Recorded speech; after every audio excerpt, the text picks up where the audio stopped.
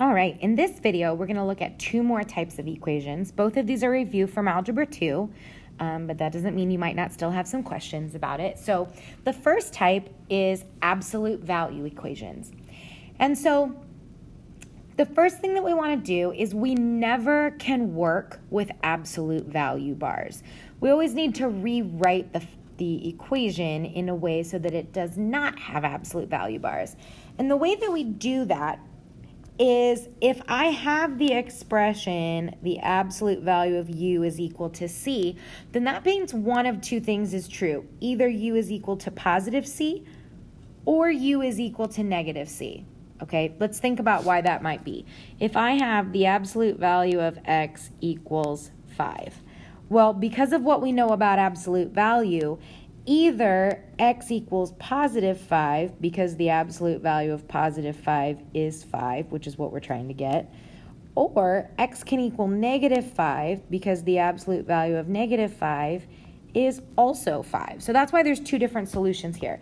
Now, something that you always want to remember when we're talking about absolute value is that absolute value represents your distance from a number, okay?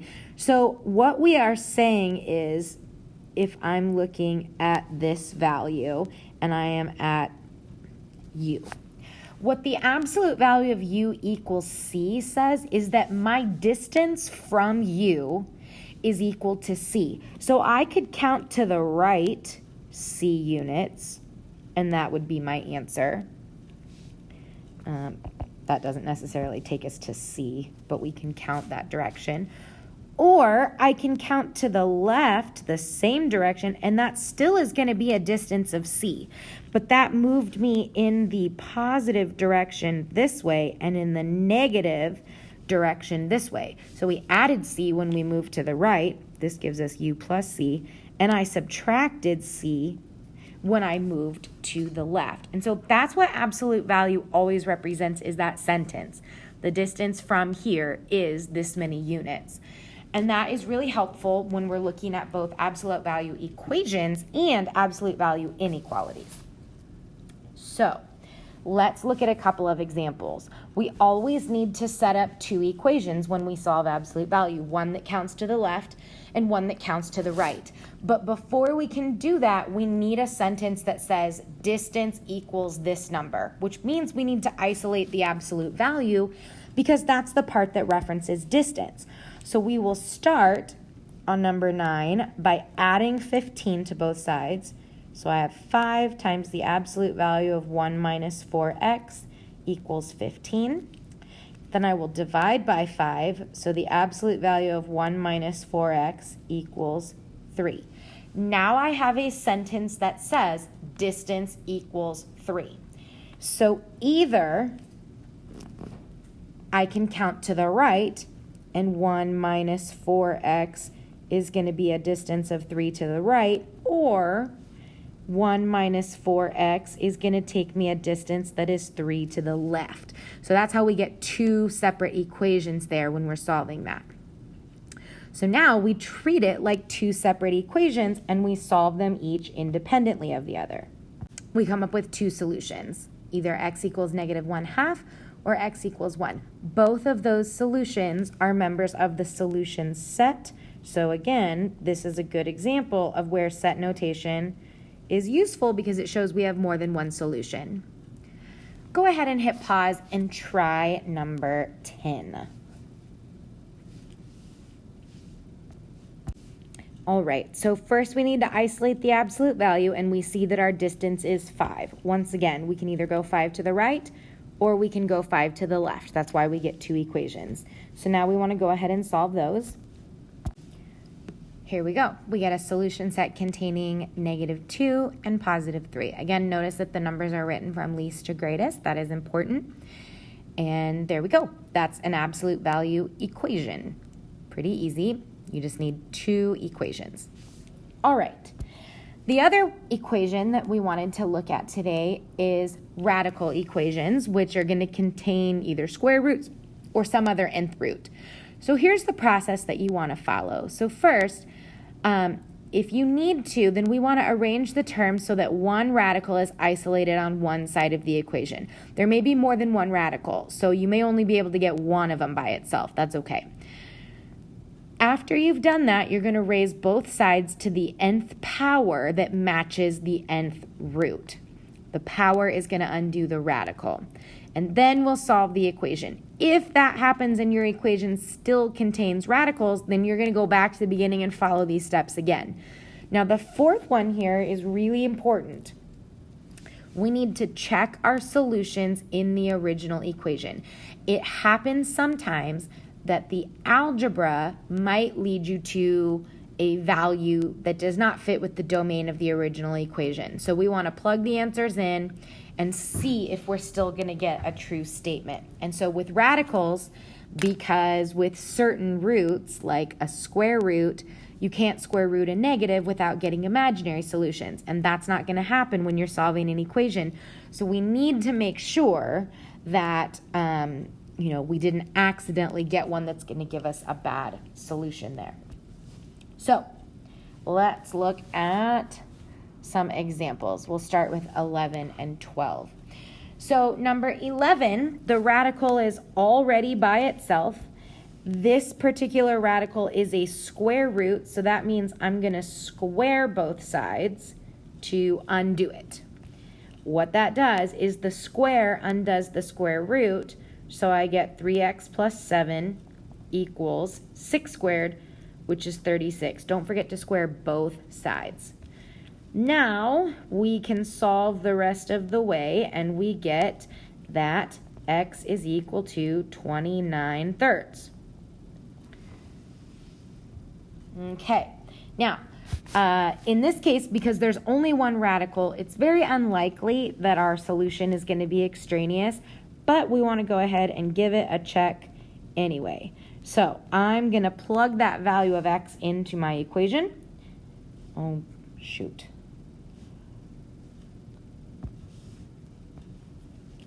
I don't think I can get that to come back. I'm going to plug that into my equation and see if it works. So I have the square root of 3 times 29 thirds plus 7. And I get the square root of 29 plus 7, which is the square root of 36, which does equal 6. So I know my solution is good. Okay. Notice that does not equal plus or minus 6 because I'm just asking the question, what's the square root of 36? I'm not saying x squared equals 36. It's when you introduce the radical that you get a plus or minus, but here we didn't introduce it. It was already there.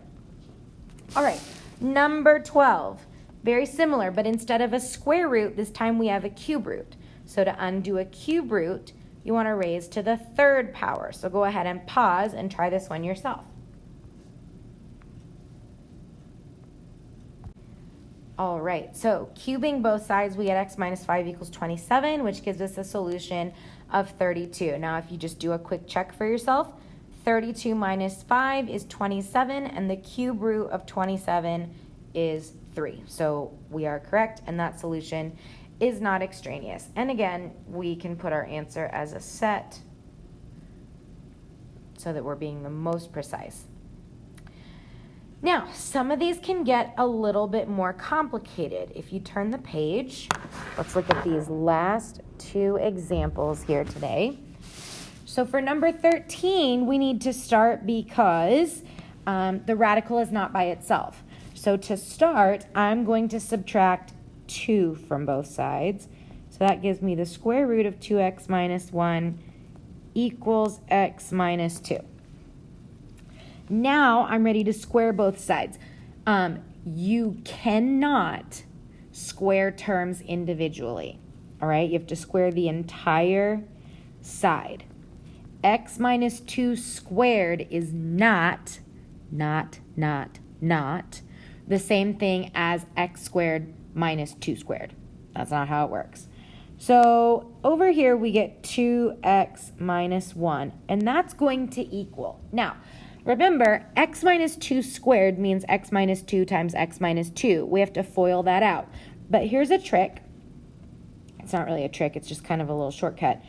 there is a rule that we can follow here. Anytime we square a binomial, whether it's adding or subtracting, the rule is this, and I always remember it like a little chant. We square the first, that's a squared. We square the last, that's going to be whatever b squared is, and because you're squaring it, it's always going to be positive. Then we take the middle term, and we're going to take these two and we multiply a times b and double them. And then this is either going to be positive or negative depending on what you started with. Square the first, square the last, multiply and double. Square the first, square the last, multiply and double. That's how I remember it. You will hear me chant that all year long. So, how does that apply over here? Square the first, we get x squared. Square the last, we get positive 4. Multiply, we get negative 2x. Double it, we get minus 4x. So, ta-da, nice and quick. Do I care if you write it out side by side and FOIL?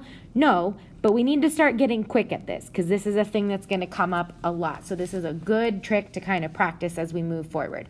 Square the first, square the last, multiply and double. Square the first, square the last, multiply and double. That's how you square a binomial. Okay, so now you notice that we've ended up with a quadratic equation here. And we're going to practice quadratics more down the road, but this is a good reminder. We're going to start by getting this all equal to 0. So I'm going to add the 1 and subtract the 2x. Now that gives me 0 equals x squared minus 6x, subtract 2x, and then plus 5. And hopefully, like I said, we're going to review this a lot more, but hopefully you remember some factoring here. This is going to factor to x minus 5, x minus 1, and so we get two possible solutions. Either x equals positive 5, because that would make this one 0, or x equals positive 1, because that would make this one 0. Now, especially because we got more than one solution, we need to check. So when I plug in 5, we end up with the square root of 9 equals 3, which we know is going to result in a true statement. So that means 5 is good. We're going to keep that one. Now let's test the other. All right, when we check this one, we get that the square root of 1 equals negative 1. Well, that's not possible. When you square root a number, when it's just the square root, it's already there. You get positive 1, not negative 1. And so that means that positive 1 is extraneous. And this is why writing your final answer as a set is so helpful, because I can clearly see that you got two solutions, but that you checked and you only kept one of them. So that's really helpful, okay? Now you'll notice I substituted into this equation. You could have substituted into the original one as well. It just has to be somewhere that the radical was. So I went ahead where the radical was already on one side. All right, one last example, and this one is the trickiest out of the 4. So this is an example where we have more than one radical. So remember, the first step said isolate one of the radicals on one side of the equation. We already have that. We have the square root of x by itself over here. So now we're going to square both sides. And again, you have to square the entire side. You cannot square something term by term. It's not like multiplying, okay? So let's do the right-hand side first. So when I square the square root of x, I'm just going to get x. What do I get when I square over here? Well, we can treat this like two terms. Here's our a, here's our b. So we can treat it like a binomial. When we square the first, the square root of x plus 3 squared is just going to be x plus 3. When I square the last, I'm going to get plus 9. Now, when I multiply, I get 3 times root x plus 3. And when I double, I get plus 6 times square root x plus 3. And again, because this is a plus, this sign and this sign will always match. So that's what we get when we square that out. Now, the problem is we still have a radical there, but now instead of having 2, we only have 1. So we need to go back to step 1 and start over again. So now our goal is to isolate this radical. So I'm going to subtract x from both sides. That's going to cancel these out. I can combine these two, and that makes 12. So when I subtract that over, I'm going to get negative 12. So we have 6 times the square root of x plus 3 equals negative 12. And now I can square root again. The square root of x plus 3 equals negative 2. And now we can see that this is not possible. The square root of x plus 3 will never equal negative 2. It can only equal a positive number. So right away we can see there's not going to be an x value that works here. And so we will say that our solution is the null set. This has no solution. And so we're done. So these are going to take some practice, especially the ones where you might have to do some factoring and reviewing there. But I know that you can do it. And let me know what questions you have. I'll see you soon.